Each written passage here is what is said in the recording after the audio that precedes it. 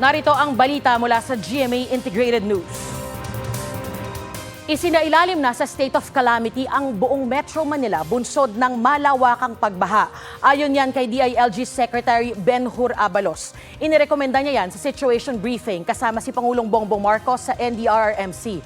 Sa ilalim ng state of calamity, mabibigyan ng access ang mga LGU sa Calamity Fund para mapabilis ang relief operation sa mga apektadong residente. Baha na sa maraming lugar sa Metro Manila kasunod ng walang tigil na pag-ulan bunsod ng hanging habagat na pinalakas ng bagyong Karina. Ang water level sa Marikina River sumampa na sa 20 meters at nasa ikatatlong alarma na. Mandatory na ang evacuation sa mabababang lugar.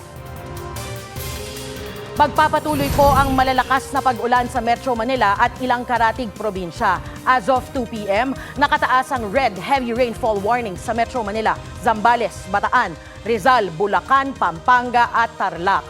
May banta po ng seryosong pagbaha sa mga lugar na nabanggit.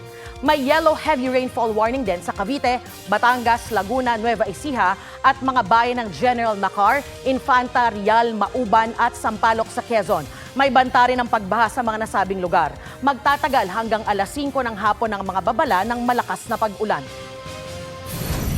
Para sa mas malaking misyon at mas malawak na paglilingkod sa bayan, ako po si Darlene Kay ng GMA Integrated News, ang News Authority ng Pilipinas.